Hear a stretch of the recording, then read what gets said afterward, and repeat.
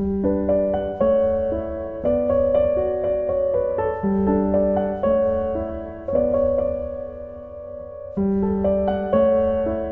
libro, una hora. Dirigido por Antonio Martínez Asensio. Bienvenidos.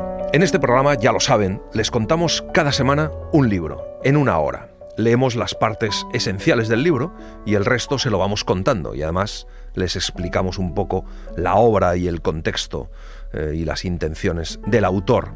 Bueno, hoy vamos a contarles Peter y Wendy, de J.M. Barrie.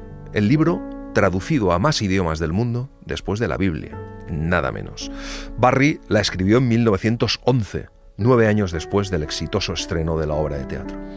Barrie, junto a sus amigos, los hermanos Llewellyn Davis, forjó un personaje, mitad pájaro, mitad humano, que se escapaba de casa al oír lo que le deparaba el futuro. Un héroe que estaba perdido en un mundo paralelo y a quien entre todos bautizaron. Peter, como uno de los hermanos, y Pan, como el caprichoso dios griego de la naturaleza. Peter Pan ya había aparecido en El pajarito blanco, una de las primeras novelas de Barrie. Luego se convirtió en un auténtico ídolo de masas, como el adolescente protagonista de la obra teatral de más éxito del Londres de principios del siglo XX. Esta, sin embargo, no se engañen, es una novela extraña e incluso desasosegante. Vamos allá.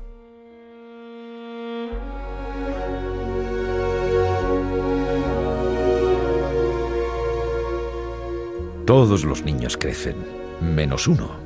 Tardan poco en saberlo, y Wendy no iba a ser menos. A los 2 años estaba jugando en un jardín cuando tomó una flor y corrió hacia su mamá para dársela. Supongo que tendría un aspecto encantador, puesto que la señora Darling se llevó una mano al corazón y exclamó: «¡Ay! Ojalá te quedaras así para siempre». No volvieron a hablar de ello, pero a partir de entonces Wendy supo que iba a hacerse mayor. Todos nos enteramos de estas cosas poco después de cumplir los 2 años. Los 2 años son el principio del fin. La señora Darling es una mujer muy bella, felizmente casada, con una mente romántica. Guarda un beso en la comisura derecha de su boca. Era, dice Barrie, la señora más importante de la casa hasta que vino Wendy. Luego vinieron John y Michael. El señor Darling, en cambio, es uno de esos hombres profundos, que saben mucho de acciones y de cotizaciones. Cuando llegó Wendy, pasaron una semana, o incluso 2, dudando si podrían quedarse o no con ella, puesto que era una boca más que alimentar. El señor Darling estaba enormemente orgulloso de ella, pero era un señor muy digno.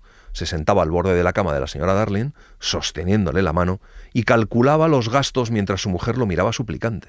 Este mismo proceso se repitió con John y con Michael, que se salvó de milagro. Pero al final se quedaron con ellos. Tienen una niñera, una perra terranova llamada Nana, una verdadera joya de niñera. Su caseta está en el cuarto de los niños. Nunca se había visto una familia tan feliz, hasta la llegada de Peter Pan.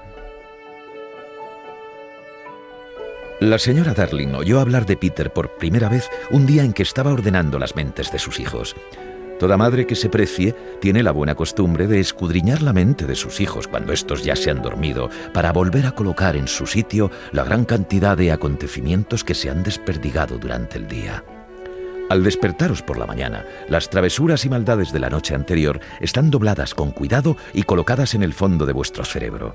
Y en la parte de arriba, bien aireados y extendidos, están vuestros mejores pensamientos, listos para ser usados. Recuerda que en su infancia había un Peter Pan, que al parecer vivía con las hadas. Cuando era pequeña, había creído en él, pero ahora que está casada y es una persona sensata, ya no. Wendy, una mañana, hace un comentario inquietante cuando aparecen unas hojas de árbol tiradas en el suelo. Seguro que ha sido el gamberro de Peter, dice. Está segura de que Peter a veces entra en su cuarto por las noches, por la ventana. Mientras dormía, la señora Darling tuvo un sueño. Soñó que el país de nunca jamás se había acercado demasiado y que un niño extraño se había escapado de allí. El niño no le daba miedo, porque creía haberlo visto en los rostros de muchas de las mujeres que no tienen hijos, y es posible que también se encuentre en el rostro de alguna madre.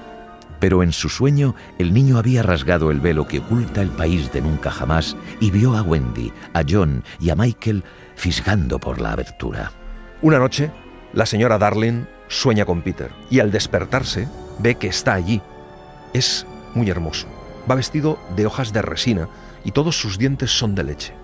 La señora Darling grita y en ese momento entra Nana corriendo en la habitación, se lanza por él y Peter salta por la ventana. La señora Darling piensa que el niño se ha matado, sale corriendo a la calle en busca de su cuerpo, pero no encuentra nada, solo ve, al levantar la cabeza, algo parecido a una estrella fugaz.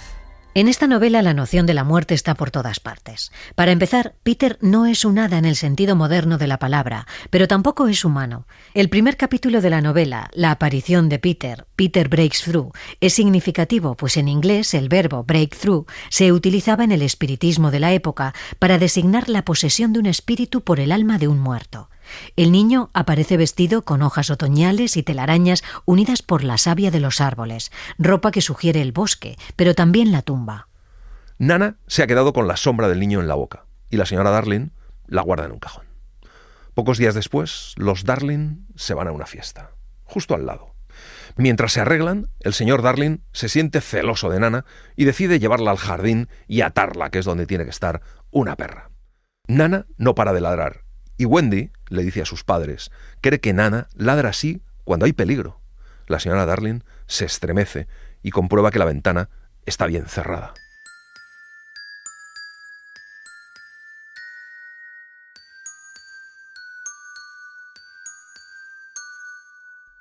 Las estrellas son hermosas, pero no pueden tomar parte en nada. Se limitan a mirar y mirar. Es un castigo que les tocó por algo que hicieron hace tanto tiempo que ninguna de ellas recuerda lo que fue. Este es el motivo de que las mayores tengan ojos vidriosos y no hablen apenas. El lenguaje de las estrellas son los guiños, pero a las pequeñas les gustaría saberlo. Estas no suelen ser muy amables con Peter Pan porque se dedica a acercarse a ellas por detrás y soplar para apagarlas. Pero les gusta tanto divertirse que aquella noche estaban de su parte y deseando quitarse a las mayores de encima. Así, en cuanto el señor y la señora Darling entraron en el número 27 y se cerró la puerta, se produjo una conmoción en el firmamento y la más pequeña de todas las estrellas de la Vía Láctea gritó: ¡Ahora, Peter! Después de que la señora y el señor Darling se vayan, las luces de la habitación, de pronto, se apagan. Y en ese momento aparece en la habitación una luz muy radiante que se mete en todos los cajones y lo revuelve todo, buscando la sombra de Peter. Se trata de un hada. Después se abren las ventanas y Peter entra volando, posándose con suavidad en el suelo. Peter encuentra su sombra en el cajón y como no se para a pensar casi nunca, da por hecho que al acercarse a su sombra se unirá a ella, como si fueran dos gotas de agua, y al ver que esto no ocurre, se queda anonadado. Se sienta en el suelo y se pone a llorar. Los sollozos despertaron a Wendy, que se incorporó en la cama. No le extrañó nada que hubiera un desconocido sentado en el suelo llorando. Le pareció bastante interesante. «Niño», dijo con cortesía, «¿por qué lloras?» Peter, que cuando quería también era enormemente educado, puesto que había aprendido a comportarse con finura en las ceremonias de las hadas, se levantó e hizo una hermosa reverencia. Wendy se quedó muy complacida y le devolvió una hermosa reverencia desde la cama. Se preguntan sus nombres, y Wendy le pregunta dónde vive, le pregunta por su madre también, y Peter le dice que no tiene, y no solo eso, sino que no tiene ganas de tenerla, porque las madres le parecen a Peter personas muy sobrevaloradas. Wendy le dice que si lloraba por eso, y Peter le dice que no, por supuesto que llora porque no se puede pegar su sombra, y entonces Wendy se la cose. Cuando termina, Peter se pone a dar saltos por la habitación ya con su sombra, loco de alegría, y se olvida de Wendy, por supuesto. De hecho, se cree que se la ha pegado él mismo. Wendy se enfada y se vuelve a meter en la cama, y Peter le dice entonces que no se enfade, que una chica vale más que 20 chicos. Eso hace que Wendy vuelva a salir de la cama y le diga a Peter que le va a dar un beso, que se lo ha ganado. Peter tiende la mano y Wendy le da un dedal. Peter, a cambio, le da a ella un botón de bellota, que luego será muy importante. Wendy le pregunta a Peter cuántos años tiene. «No lo sé», contestó un poco inquieto, «pero soy bastante joven». En realidad, no sabía nada sobre el asunto, solo tenía ciertas sospechas, pero dijo al azar: «Wendy, yo me escapé el día en que nací. Ella se quedó muy sorprendida, aunque aquello le interesó, y usando sus modales de salón, le indicó dándose una palmadita en el camisón que podía sentarse más cerca de ella. «Fue porque oí a mis padres», le explicó él en voz baja, «hablando de lo que iba a ser yo cuando me hiciera mayor». Continuó hablando con gran agitación. «Yo no quiero ser mayor jamás», dijo con pasión. «Quiero ser siempre pequeño para poder divertirme. Por eso me escapé a los jardines de Kensington y viví con las hadas durante mucho tiempo». A Wendy le encantan las hadas. Cuando el primer niño rió, le cuenta Peter, por primera vez, su risa se rompió en 1000 pedazos que saltaron por los aires, y ese fue el principio de las hadas. Peter saca a su hada del cajón, que está quejándose y haciendo ruido, y está enfadadísima.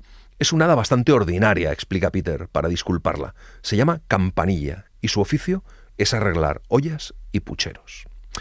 Entonces Peter empieza a hablarle a Wendy de los niños perdidos. ¿Qué son los niños perdidos? Son los que se caen del cochecito cuando la niñera está mirando hacia otro lado. Si no los reclaman en 7 días, los envían lejos, al país de nunca jamás. Nos vendría bien tener compañía femenina, le dice. Las niñas son demasiado listas para caerse del cochecito. Peter le pide a Wendy que se vaya con él para contarles cuentos, mientras la va arrastrando hacia la ventana. Le dice que la enseñará a volar, que conocerá a las sirenas, que la tratarán con respeto, que podrá remendarles la ropa, que será la madre de todos. ¿Quién hubiera sido capaz de resistir aquello? Wendy despierta rápidamente a sus hermanos y les dice que se van todos con Peter. Se produce un gran alboroto. Pero de repente John se da cuenta de que Nana ha dejado de ladrar. «¡Apagad la luz! ¡Escondeos! ¡Rápido!». Los niños se meten en la cama y Peter se esconde. En ese momento Nana, que ha conseguido soltarse, entra en la habitación. Lisa, la sirvienta, le sube para demostrarle que todo está en orden y se la vuelve a llevar inmediatamente cuando ve que todos están en la cama. Volvió a atar a la desdichada perra. ¿Pero creéis acaso que Nana dejó de ladrar? Sacar al señor y la señora de la fiesta era justo lo que quería. ¿Qué le importaba recibir una paliza con tal de que sus niños estuvieran a salvo? Por desgracia, Lisa volvió a sus pasteles y Nana, viendo que la chica no le iba a servir de ayuda, tiró con todas sus fuerzas de la cadena hasta que por fin la rompió. Al minuto siguiente entraba corriendo en el comedor del número 27, levantando las patas delanteras hacia el cielo, que era lo que hacía cuando quería llamar la atención. El señor y la señora Darling comprendieron al instante que en el cuarto de los niños estaba sucediendo algo grave y sin decir adiós a la anfitriona salieron corriendo a la calle. Pero justo cuando el señor y la señora Darling salen con Nana de la fiesta, Peter ya les ha enseñado a volar, con polvo de hada. Así que ellos ven desde abajo la habitación completamente iluminada. Y lo peor es que parece que las sombras vuelan. Y además, no son 3 sombras, sino 4. Habrían llegado a tiempo, de no haber sido porque las estrellas pequeñas en ese momento abren la ventana y le gritan a Peter: ¡cuidado! Peter entonces emprende el vuelo, seguido de John, de Michael y de Wendy. La segunda a la derecha y luego todo recto hasta el amanecer. Este, según había dicho Peter a Wendy, era el camino para llegar al país de nunca jamás. Pero ni los pájaros, llevando mapas y consultándolos en las esquinas de más viento, habrían logrado llegar con esas señas. Lo que ocurría con Peter es que siempre decía lo primero que se le pasaba por la cabeza. Al principio sus nuevos acompañantes confiaban plenamente en él, como era lógico. Además, volar era un placer tan grande que perdían el tiempo rodeando los campanarios de las iglesias y todos los objetos elevados que se encontraban en el camino. Pero el viaje es largo. Discuten, se golpean a veces con cosas, y Peter, la verdad es que no les hace mucho caso. Comen de lo que le quitan a los pájaros de la boca. Y tienen sueño. Y a veces se duermen. Cuando eso sucede, caen como piedras. Eso divierte a Peter muchísimo, les deja caer y no les coge hasta que están a punto de hundirse en el mar. Da incluso la sensación de que le interesa más poner a prueba su destreza que salvar la vida de una persona. Peter a veces sale disparado y desaparece, metiéndose en alguna aventura sin contar con ellos. Al rato vuelve riéndose de lo increíblemente gracioso que le parece lo que acaba de decir a una estrella, y otras veces viene lleno de escamas de sirena, pero sin estar muy seguro de lo que ha sucedido. Peter está atrapado eternamente entre la infancia y la adolescencia y resistiéndose a madurar lo más mínimo, haciendo incluso un esfuerzo consciente por ello. Sus acciones se basan en un único interés por divertirse y no pensar en nada más allá. Las de Wendy, sin embargo, parten de impulsos sexuales y de una generosidad implícita en su papel de protectora hacia todos y hacia ella misma. Wendy sabe lo que quiere y lo plantea, atreviéndose a salir de la compostura en la que ha sido educada. Peter, por su parte, muestra un coraje que se manifiesta exclusivamente cuando se trata de vencer en sus aventuras. Al fin, llegan al país de nunca jamás. Nada más llegar, los piratas les disparan un cañonazo que hace un ruido brutal. Y es así como los tres hermanos descubren la diferencia entre una isla de mentira y esa misma isla convertida en realidad. Peter se enfada y se va hacia los piratas. John y Michael han salido cada uno por su lado. Y en ese momento, Campanilla aprovecha para ejecutar su plan. Campanilla no era mala del todo, o mejor dicho, en aquel momento sí lo era, pero también hay que decir que a veces era buena del todo. Esto es debido a que, por desgracia, las hadas son tan pequeñas que solo les caben los sentimientos de uno en uno. Les está permitido cambiar, no obstante, pero siempre que se trate de un cambio completo. En aquel momento, Campanilla estaba absolutamente celosa. Wendy no entendía lo que decía el hada con su hermoso tintineo, que parecía amable a pesar de que debía de contener más de una palabrota. Campanilla se puso a revolotear alrededor de Wendy, como diciendo: «Sígueme y todo irá bien». ¿Qué podía hacer la pobre Wendy? Llamó a Peter y a John y a Michael, pero solo oyó un eco burlón. Aún no sabía que Campanilla, hada, pero mujer de los pies a la cabeza, la odiaba con ferocidad. Por tanto, aturdida y dando tumbos en su vuelo, la siguió hacia su perdición. Al sentir que Peter ha regresado, el país de nunca jamás se llena de vida. Los niños perdidos salen en busca de Peter. El número de niños varía dependiendo de los que se mueren en las batallas y de los que Peter elimina al ver que crecen, ya que crecer está prohibido. En aquel momento son 6: Tootles, Nibs, Slightly, Curly y los gemelos. Peter nunca ha entendido bien lo de los gemelos, y como los de su banda tienen prohibido saber cualquier cosa que él no sepa, ninguno de los 2 gemelos da muchas explicaciones. A los niños les está siguiendo los pasos en ese momento los piratas, y en medio de ellos está James Garfio.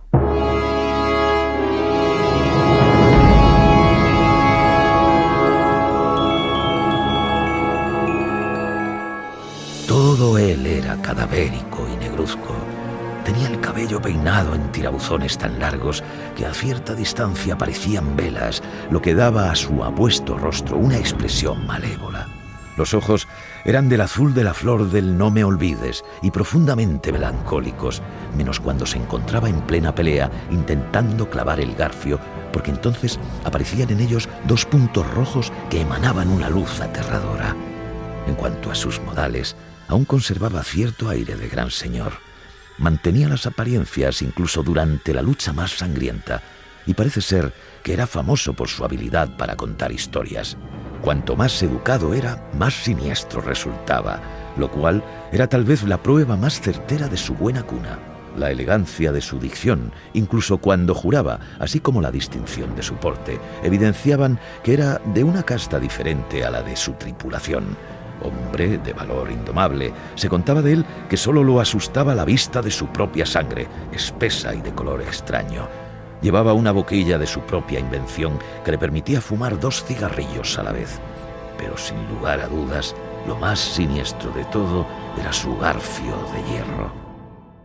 Al pasar junto a él, uno de sus hombres le roza sin querer, descolocándole el cuello de encaje. El garfio sale disparado. Se oye un chasquido y un lamento. Alguien aparta el cuerpo de un puntapié y los piratas siguen su camino. Garfio ni siquiera se ha quitado los cigarrillos de la boca.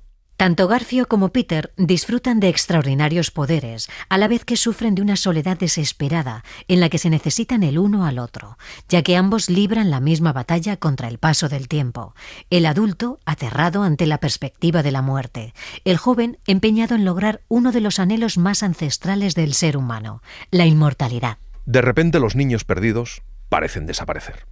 En realidad, se han metido en su casa, que está bajo el suelo, un lugar muy agradable. Hay 7 árboles y cada uno de sus troncos huecos tiene un agujero del tamaño exacto de un niño. Estas son las 7 entradas de la guarida subterránea que Garfio lleva buscando en vano durante muchas lunas. Lo que más desea Garfio es capturar a Peter desde que éste le cortó la mano y se la dio al cocodrilo. Le gustó tanto el sabor que ahora quiere comerse el resto. Y persigue a Garfio, pero se tragó un reloj que sigue haciendo tic-tac, y eso avisa a Garfio de su presencia. Los piratas se detienen. Han perdido la pista de los niños. Garfio se sienta y de repente empieza a notar un calor extraño, apoyado en una seta. Arranca la seta y ve como debajo sale humo. Acaba de descubrir la guarida de los niños. Garfio idea un plan para cazarlos a todos y los piratas se van, ahora que saben dónde encontrarles. Los niños salen afuera otra vez, una vez que se van los piratas, y Nips les dice que ha visto un gran pájaro blanco volar hacia allí. Un pájaro, dice Nips, que solo dice ¡pobre Wendy! Campanilla, en ese momento les dice ¡Peter quiere que matéis al Wendy! Los niños no tienen la costumbre de hacer preguntas cuando Peter da una orden. Tootles coloca una flecha en el arco, dispara y Wendy cae al suelo, con una flecha clavada en el pecho. El bobo de Tootles estaba de pie junto al cuerpo de Wendy, en actitud triunfal, cuando el resto de los niños salieron armados de sus árboles. «Llegáis tarde», gritó orgulloso. «He matado al Wendy». Qué contento se va a poner Peter. Campanilla, que estaba revoloteando por encima de ellos, gritó «¡Zozopenco!» y se escondió deprisa. Los niños no la oyeron, se habían agrupado alrededor de Wendy, y mientras la miraban, el bosque se vio envuelto en un silencio sobrecogedor. Si a Wendy le hubiera latido el corazón, lo hubieran oído. Slyly fue el primero en hablar. «Esto no es un pájaro», dijo con voz de susto. «Creo que es una señora». «¿Una señora?», dijo Tootles echándose a temblar. «Y la hemos matado», dijo Nips con voz ronca. Todos se quitaron la gorra con gran rapidez. Cuando oyen el cacareo de Peter, todos se ponen delante de Wendy para que no la vea. Peter se extraña de que no den saltos de alegría y les dice que les ha traído una madre que venía volando hacia allí. Se extraña de que no la hayan visto. Tootles cae de rodillas y los demás se echan a un lado para que Peter la vea. Peter no sabe qué hacer. Le arranca la flecha del corazón y pregunta de quién es. Tootles se abre el pecho y Peter levanta la flecha 2 veces y las 2 veces deja caer el brazo, pero no le puede apuñalar, como si alguien le estuviera sujetando el brazo. Es Wendy, que murmura «¡Pobre Tootles!». El botón de bellota que lleva colgado de una cadena al cuello le ha salvado la vida. Campanilla se pone a llorar, pero porque Wendy vive, y entonces los niños le cuentan a Peter la verdad. Peter le dice a Campanilla que ya no es su amigo. «Aléjate de mí para siempre», le dice. Y cuando Campanilla le pide clemencia, le dice «bueno, no para siempre, pero sí durante una semana entera». Como no pueden meter a Wendy en su guarida bajándola por los huecos de los árboles, deciden construir una casa pequeña a su alrededor. Una casa tal y como quiere Wendy, con todos los detalles que pueden, con ventanas, una aldaba que es un zapato viejo y una chimenea hecha con el sombrero de John. A Wendy le encanta la casa. Todos los niños le piden entonces que sea su madre. Fueron pasando de uno en uno. No sé cómo lograron entrar todos en un sitio tan pequeño. Lo cierto es que en el país de nunca jamás pasan las cosas más insospechadas. Y aquella fue la primera de las muchas tardes agradables que pasaron con Wendy. Al final de la velada acabó arropándolos en la cama enorme que había en la casa bajo los árboles, pero ella durmió aquella noche en la casita y Peter se quedó de guardia fuera, con la espada desenvainada, pues se oía a los piratas alborotando a lo lejos y los lobos también andaban merodeando. En medio de la oscuridad, la casa tenía un aspecto seguro y acogedor, con luz tras las cortinas, la chimenea soltando humo y Peter encargado de custodiarla. En medio de la isla hay una laguna donde los niños pasan los largos días de verano, nadando, flotando, jugando con las sirenas en el agua. Un día Wendy y los niños están descansando en la roca de los desamparados, que se llama así, porque cuando sube la marea la roca queda sumergida, y de pronto llegan los piratas. Los piratas llevan a la princesa Tigridia, atada para dejarla en la roca de los desamparados y que se ahogue. A Peter se le ocurre entonces imitar la voz de Garfio para ordenarles que la suelten, y los piratas lo hacen. Cuando llega Garfio y le cuentan lo que ha pasado, se da cuenta de que es Peter quien les ha engañado, y va por él. Se aprovecha de lo que le gusta jugar a Peter para ir acercándose poco a poco, hasta que cuando Garfio se dispone a subir a la roca de los desamparados para darse un respiro, Peter la escala justo por el lado contrario. Ninguno de los dos sabía que tenía al otro tan cerca. Ambos están buscando dónde agarrarse cuando se encuentran con el brazo del otro. Algunos de los más grandes héroes han confesado que justo antes de luchar notaban una sensación de tristeza. Si a Peter le hubiera ocurrido esto en aquel momento, os lo contaría. Al fin y al cabo, iba a enfrentarse con el único hombre a quien había temido, Barbacoa. Sin embargo, Peter no notó ninguna tristeza, solo un sentimiento de alegría, y rechinó los dientes de lo contento que estaba. Rápido como el pensamiento, agarró el cuchillo que llevaba Garfio en el cinturón y se encontraba a punto de clavárselo cuando se dio cuenta de que él se encontraba en un lugar más alto de la roca que su contrincante. Luchar así no hubiera sido justo. Ofreció la mano al pirata para ayudarlo a subir. Fue entonces cuando Garfio lo mordió. No fue el dolor, sino la injusticia lo que desconcertó a Peter, dejándolo del todo indefenso. Se quedó mirando fijamente a Garfio horrorizado. Peter recibe 2 estocadas de la mano de hierro. Se oye un grito débil. ¡Socorro! ¡Socorro! Wendy se ha desmayado y está apoyada en el brazo de Peter. Haciendo un último esfuerzo, Peter la sube a la piedra y se tumba junto a ella. Justo antes de desmayarse él también, ve que la marea está subiendo. En ese momento, algo raro roza a Peter, algo tan ligero como un beso. Es la cola de una cometa que Michael ha fabricado unos días atrás. Peter se abalanza sobre la cuerda, la ata en torno al cuerpo de Wendy, mientras dice: «Adiós, Wendy». A los pocos minutos, la cometa y la niña se elevan fuera de su vista. Peter se había quedado completamente solo en la laguna. La roca ya era muy pequeña. Pronto estaría sumergida del todo. Sobre el agua empezaron a verse unos pálidos rayos de luz que avanzaban de puntillas, y al rato se oyó el sonido más musical y melancólico del mundo, el de las sirenas cantando a la luna. Peter era diferente de los otros niños, pero esta vez tenía miedo. Notó un escalofrío por todo el cuerpo, como una ola en la superficie del mar, pero en el mar una ola sigue a la otra hasta que se juntan cientos de ellas, mientras que Peter sintió una sola. Al instante se puso de pie en la roca, con su famosa sonrisa y notando los latidos de un tambor por dentro. Los latidos decían: «Morir será una aventura formidable». La muerte se considera un juego más. La propia campanilla trata de matar a Wendy como si tal cosa. Los niños perdidos crean un hogar en una casita subterránea que evoca los túmulos funerarios que antes se creían habitados por las hadas. Originalmente, una de las funciones de Peter Pan era enterrar a los niños que se perdían en los jardines de Kensington y luego acompañarles al más allá, que progresivamente se convirtió en el país de nunca jamás. Apasionado con el destino que les esperaba a los niños perdidos y se caían de los carritos, George Llewellyn Davis exclamó: «Morir será una aventura formidable», frase que se convirtió en un leitmotiv del personaje y que se eliminó de las representaciones teatrales durante los años de la Primera Guerra Mundial, en la cual murieron alrededor de 1 millón de jóvenes soldados británicos, George entre ellos. Cuenta la leyenda, además, que el productor estadounidense de Peter Pan, Charles Frogman, exclamó: «Morir será una aventura formidable», antes de ahogarse en el naufragio del Lusitania en 1915, cuando iba de camino a Londres a visitar a Barry. Cuando parece que ha llegado el final, aparece flotando en su nido la pájara Nunca Jamás, que le ofrece a Peter su nido para salvarse. Peter pone los huevos del nido en un sombrero y se salva. Gracias a la escaramuza de la laguna, se hacen amigos de los Pieles Roja. Y así llega la gran noche. Los Pieles Roja están en sus puestos. Cuando llega Peter, todos le reciben como un padre, y Wendy como una esposa, como si llevaran tiempo casados. Hablan de sus hijos, y de quién se parece a quién, y de lo cansada que está Wendy después de tener tantos hijos, hasta que Peter la interrumpe y le dice: «Lo de que soy su padre es de mentira, ¿no?». Wendy aquella noche les cuenta su viaje, el cuento que más les gusta, cómo salieron de su casa volando detrás de Peter Pan, pero con un final en el que vuelven y su madre les está esperando con la ventana abierta.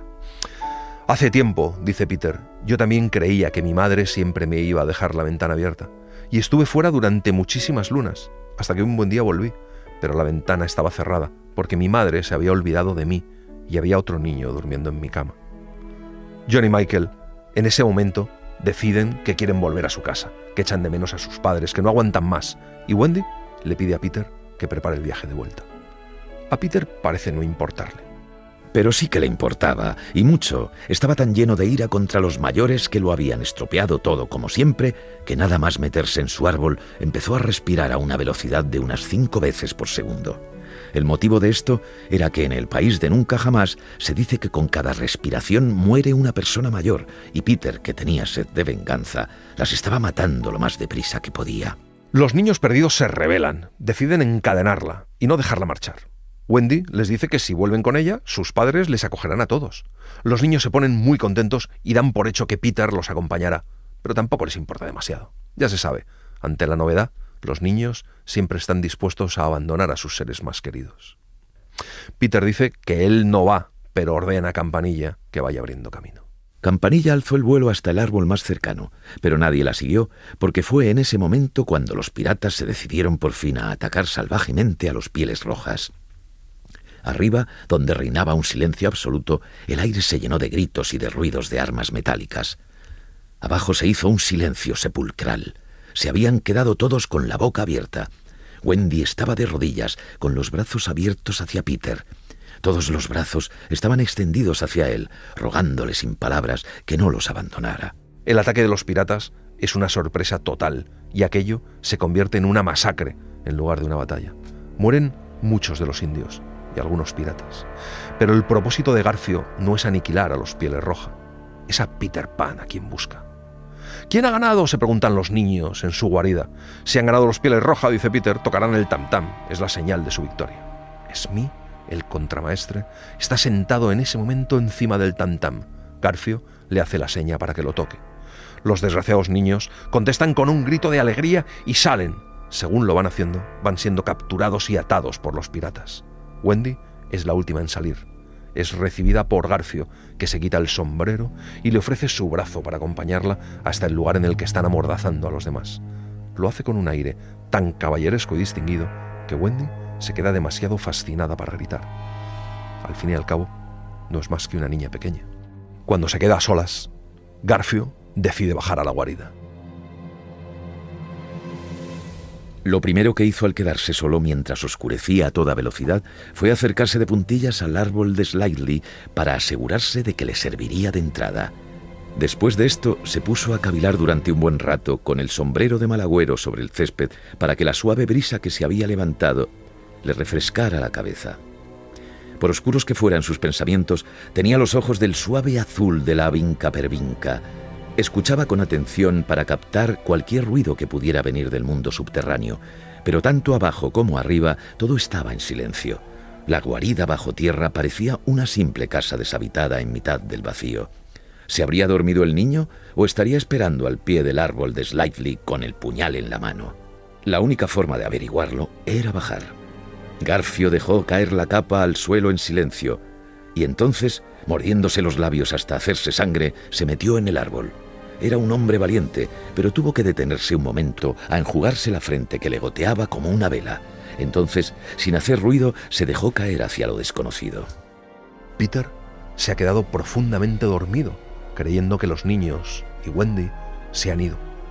Así de indefenso lo encuentra Garfio. No puede matarle así. Pero de repente ve la medicina de Peter encima de un estante. Por si alguna vez lo capturan vivo, Garfio siempre lleva encima el veneno más virulento del mundo. Vierte 5 gotas en el vaso de Peter y se va. Al salir del árbol, parece el mismísimo espíritu del mal saliendo de su agujero. Peter se despierta. Llega a Campanilla a toda velocidad y le cuenta lo que ha pasado. Peter decide ir a rescatar los niños perdidos, pero antes decide tomarse su medicina. Campanilla se lo impide contándole lo que ha hecho Garfio, pero Peter no se puede creer que Garfio haya estado allí, se cree que le está mintiendo. Además, dice Peter, yo no me he dormido en ningún momento. Levanta el vaso, pero cuando se lo va a beber, Campanilla se mete entre sus labios y el brebaje, tomándose hasta la última gota. Empieza a tambalearse en el aire. Peter se arrodilló angustiado junto a Campanilla, y su cabeza casi llenaba la cuarta pared de la habitación de la hada. La luz de Campanilla cada vez se hacía más débil y Peter sabía que cuando se apagara dejaría de existir. A ella le gustaban tanto las lágrimas de Peter que extendió su precioso dedo para que resbalasen sobre él. Peter extendió los brazos. Ninguno de los demás estaba en casa y era de noche, pero se dirigió a todos los que pudieran estar soñando con el país de nunca jamás, que estaban más cerca de él de lo que podamos pensar. A los niños y niñas que estaban en pijama y a los indios pequeñajos que dormían desnudos en cestas colgadas de los árboles. ¿Creéis en las hadas?, exclamó. Campanilla se sentó en la cama lo más deprisa que pudo, atenta a su destino. Le había parecido oír respuestas afirmativas, pero no estaba segura. ¿Tú qué crees?, preguntaban a Peter. «Si creéis en las hadas», les gritó él, «dad palmadas, no dejéis que Campanilla se muera».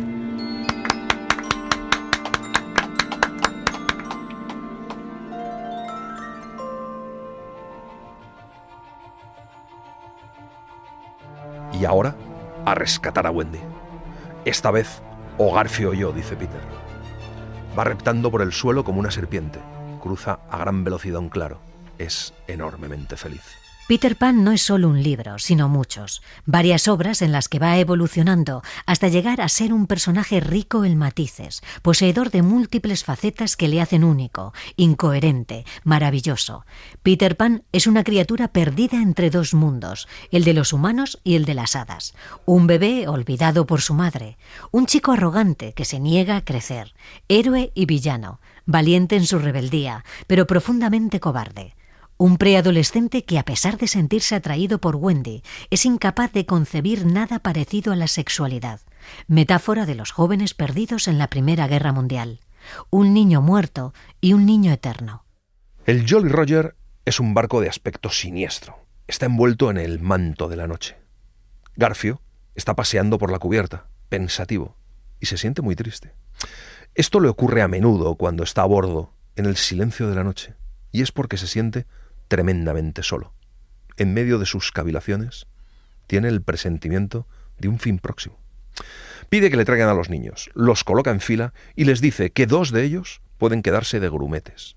Los niños dudan, algunos hasta les parece una gran aventura y otros, como Michael, le preocupa el nombre que tendría como pirata. Pero ninguno acepta, así que Garfio se dispone a lanzarlos por la borda, pero antes ata a Wendy al palo mayor para que lo vean. Los niños no hacen más que mirar la tabla y temblar. Hay que tener en cuenta que eran tan solo unos niños, así que no debe sorprenderos que se pusieran pálidos al ver a Jux y Zeco preparando la tabla mortal. Sin embargo, se esforzaron en mostrar valentía al ver acercarse a Wendy. No tengo palabras para deciros hasta qué punto despreciaba Wendy a aquellos hombres. A los chicos podía parecerles que ser pirata tenía su encanto, pero Wendy lo único que veía era que llevaban años sin darle un buen fregado al barco. Los cristales de las portillas estaban tan sucios que no había ni uno solo en el que no se pudiera escribir con el dedo «cerdo», y ya lo había escrito en varios de ellos. Pero de pronto se empieza a oír el sonido del reloj. Tic-tac, tic-tac, tic-tac. Todos se vuelven hacia Garfio. Garfio se pone a 4 patas e intenta esconderse entre sus hombres. Cuando miran por la borda a los niños, lo que ven es a Peter, haciéndoles señas para que no digan nada antes de seguir haciendo tic-tac, tic-tac. Sube al barco, apuñala a un pirata y se mete en la cabina. Cada pirata que entra en la cabina no sale más. Garfio piensa que hay un espíritu maligno y entonces decide meter a todos los niños en la cabina. En la cabina, Peter había encontrado lo que andaba buscando, la llave con que abrir las esposas de los niños, que agarraron todas las armas que encontraron. Después, Peter les indicó que se escondieran y fue a cortar las cuerdas que ataban a Wendy. Lo cierto es que lo más fácil hubiera sido salir volando cuanto antes, pero había algo que se lo impedía, un juramento. Esta vez, o Garfio o yo. Por tanto, después de liberar a Wendy, Peter le susurró que fuera a esconderse con los demás y él ocupó su sitio junto al palo mayor, envolviéndose en la capa de la niña para hacerse pasar por ella. Entonces se llenó los pulmones de aire y cacareó. Cuando los piratas van a por Wendy, Peter deja caer su capa y empieza la gran batalla. Los niños acaban con los piratas.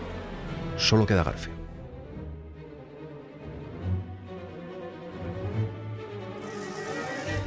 Apartad las espadas, chicos. Este hombre es mío, dice Peter. Garfio se encuentra cara a cara con Peter. Se miran a los ojos durante un largo rato. Garfio temblando ligeramente y Peter con aquella extraña sonrisa suya. Jovenzuelo orgulloso y descarado, prepárate para enfrentarte con tu destino, dice Garfio. Hombre oscuro y siniestro, prepárate tú, contesta Peter. Y comienza la pelea. Garfio consigue que Peter retroceda por la fuerza con que ataca. Peter esquiva sus estocadas una y otra vez. Entonces intenta acercarse y dar el golpe mortal con su garfio, pero Peter se agacha y, dando una feroz estocada, hiere a Garfio en las costillas.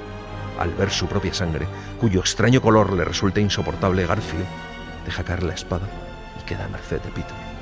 «Pan, ¿quiénes sois? ¿Qué sois?», exclama con voz ronca. «Soy la juventud. Soy la alegría», contesta Peter. Al ver a Peter acercándose despacio por el aire, con el puñal en alto, Garfio sube de un salto a la borda para tirarse al mar, sin saber que el cocodrilo lo está esperando. Así murió James Garfield. Las obras de Peter Pan son tan complejas que todavía estamos aprendiendo a leerlas. Y hoy, cuando leemos Peter y Wendy, nos sorprenden sus muchas dimensiones.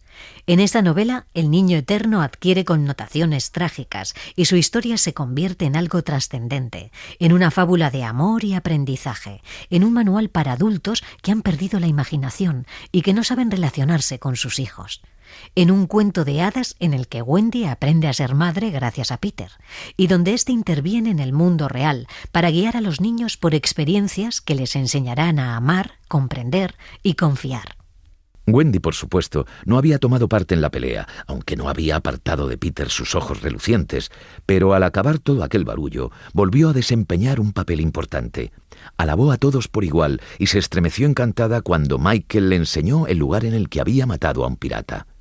Luego llevó a los niños al camarote de Garfio y señaló hacia el reloj del capitán que estaba colgado de un clavo. Marcaba la 1:30. Casi lo peor de todo era que fuera tan tarde. Wendy los metió a toda velocidad en las literas de los piratas, os lo aseguro. A todos menos a Peter, que se puso a pasear por la cubierta hasta que por fin cayó rendido junto al gran Tom. Aquella noche tuvo uno de sus sueños y lloró mucho mientras dormía, a pesar de que Wendy lo tenía bien protegido en su regazo. A la mañana siguiente, todos se ponen la ropa de los piratas. Se rumorea que la primera noche en que Peter se puso el traje, se sentó en el camarote con la doble boquilla de Garfio en la boca y una mano hecha un puño con el dedo índice curvado hacia arriba, como si fuese un garfio. ¿Y mientras? ¿Qué ocurre en el cuarto de los niños? Aquel jueves tan memorable, la señora Darling estaba en el cuarto de los niños esperando a que George volviera de trabajar. Era una mujer de mirada muy triste. Al verla ahora de cerca y recordar lo alegre que era antes de perder a sus hijos, me doy cuenta de que soy incapaz de decir cosas desagradables sobre ella. Al fin y al cabo, no podía evitar querer tanto a esos niños suyos. Miradla, sentada en su silla, donde se ha quedado dormida. El lado derecho de la boca, que es lo primero que se ve, está casi marchito. Se lleva la mano al pecho con frecuencia como si le doliera. Unos prefieren a Peter y otros prefieren a Wendy, pero yo tengo debilidad por ella. Supongamos que para hacerla feliz le susurramos en sueños que los mocosos van a volver. El único cambio que se observa es que en la caseta del perro ahora vive el señor Darling. Amargado por los remordimientos, juró no volver a salir de la caseta hasta que regresaran sus hijos. Peter y Campanilla se han adelantado. Entran volando en la habitación. Peter quiere cerrar la ventana con cerrojo y salir por la puerta para que cuando Wendy vuelva piense que su madre no quiere que entre y vuelva con él. Pero cuando ve la cara de tristeza de la señora Darling, se arrepiente. No queremos saber nada de madres tontas. Y se va volando. Wendy, John y Michael encuentran la ventana abierta, a pesar de que no se lo merecían. Los tres se posan en el suelo con toda naturalidad. Cuando ven la caseta piensan que dentro estará Nana, se acercan a verla y entonces descubren a su padre. ¿Entonces tú no eres nuestra madre de verdad, Wendy? Dios mío, exclama Wendy, hemos hecho muy bien en volver. Los tres deciden meterse en la cama como si nunca se hubieran ido, así que cuando la señora Darling entra en el cuarto, todas las camas están ocupadas.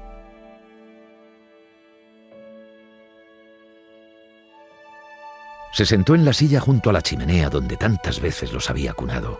Ellos no lo comprendían y se quedaron helados. «¡Mamá!», exclamó Wendy. «Esa es Wendy», dijo, aún convencida de estar soñando. «¡Mamá! Ese es John», dijo. «¡Mamá!», gritó Michael, que ya se había acordado de ella. «Ese es Michael», dijo, y abrió los brazos, recordando a los tres bribones que jamás volvería a abrazar. Pero de repente se encontró abrazando a Wendy, a John y a Michael, que se habían levantado para abalanzarse sobre ella. «¡George! ¡George!», exclamó al recuperar la voz. Y el señor Darling se levantó para compartir su felicidad, y Nana entró corriendo. La escena no podía ser más hermosa. Pero no la vio nadie más que un niño extraño que tenía la cara pegada a la ventana. Aquel niño tenía a su alcance alegrías que muchos otros niños no conocerán nunca. Pero por la ventana estaba contemplando el único placer que no experimentaría jamás. Los demás niños están esperando abajo, pero deciden subir. Se ponen en fila delante de la señora Darling con el sombrero en la mano y pensando que ojalá no hubieran ido vestidos de pirata. En cuanto a Peter, vuelve a ver a Wendy antes de salir volando. La señora Darling le dice a Peter que ha adoptado a todos los demás niños y que le gustaría adoptarlo a él también. Pero Peter le dice que no quiere ser un hombre. La señora Darling quiere abrazarle, pero Peter la rechaza. Viviré con Campanilla en la casa que le hicimos a Wendy, dice Peter. Haré que las hadas la pongan en lo alto de las copas de los árboles, donde ellas duermen por la noche. ¡Qué bonito!, exclama Wendy, con tal entusiasmo que la señora Darling la sujeta con fuerza.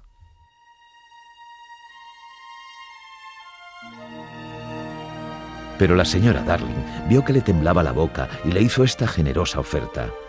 Dejaría que Wendy fuera a visitarlo durante una semana al año en primavera para hacerle una limpieza general de la casa. Wendy hubiera preferido llegar a un acuerdo más estable y parecía que la primavera estaba lejísimos, pero Peter se puso muy contento. No tenía ninguna noción del tiempo y vivía tantas aventuras que todo lo que os he contado no vale ni una perra chica. Como Wendy sabía esto a la perfección, las últimas palabras que dijo a Peter fueron casi un ruego. «No me olvidarás antes de que llegue la época de limpieza general, ¿verdad, Peter?» Peter se lo prometió, y después salió volando. Se llevó el beso de la señora Darling.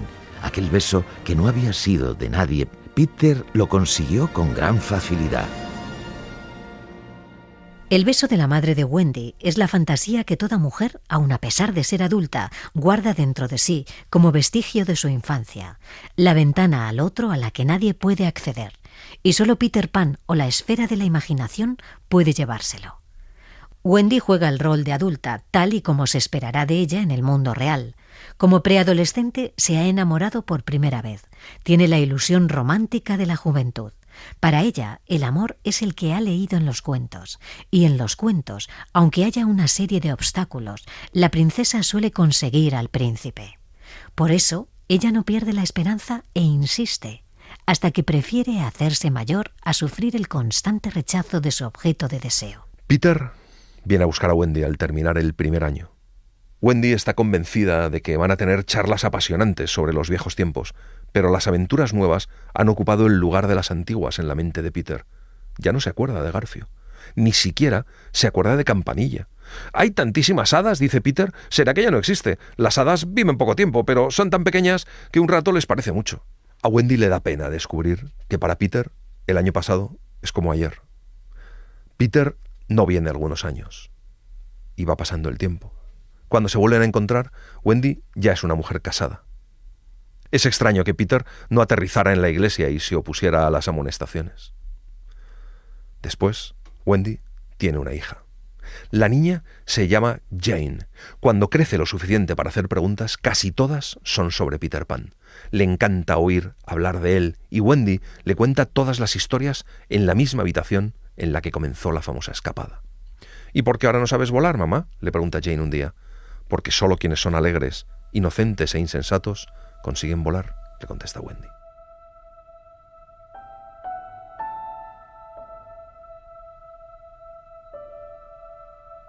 Y una noche llegó la tragedia. Era primavera. Wendy ya había contado el correspondiente cuento y Jane estaba metida en la cama durmiendo. Wendy estaba sentada en el suelo, muy cerca del fuego para ver mejor lo que zurcía, ya que no había ninguna otra luz en la habitación. Y mientras estaba allí, con su costura, oyó un cacareo. Entonces se abrió la ventana, como había sucedido hacía tanto tiempo, y Peter se posó en el suelo. Estaba exactamente igual que siempre, y Wendy se dio cuenta al instante de que seguía teniendo todos los dientes de leche. Él seguía siendo un niño pequeño, y ella ya era mayor. Se acurrucó junto al fuego, sin atreverse a hacer un movimiento, sintiéndose desvalida y culpable de ser toda una mujer.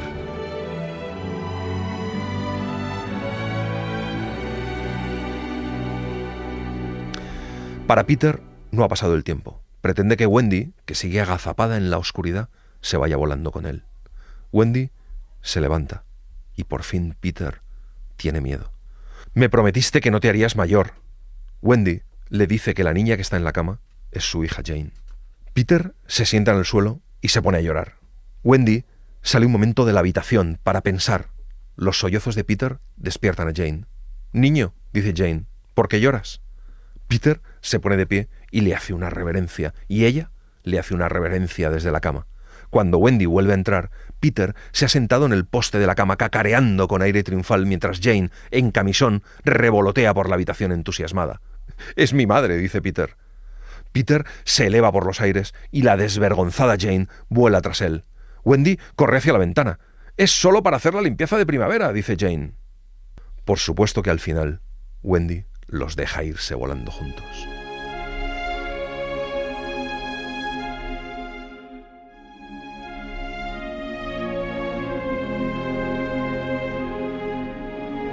Lo último que vemos es a Wendy asomada a la ventana, mirando a los niños alejarse por el cielo hasta que se hacen tan pequeños como las estrellas. Mientras miramos a Wendy, vemos que el pelo se le va tiñendo de blanco y el cuerpo se le vuelve a empequeñecer, pues todo ocurrió hace mucho tiempo. Ahora Jane es una persona mayor, normal y corriente, con una hija que se llama Margaret.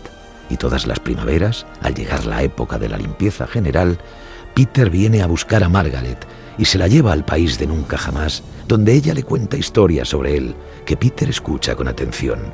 Cuando Margaret sea mayor, tendrá una hija, que será a su vez la madre de Peter. Y así será siempre, mientras los niños sean alegres, inocentes e insensatos.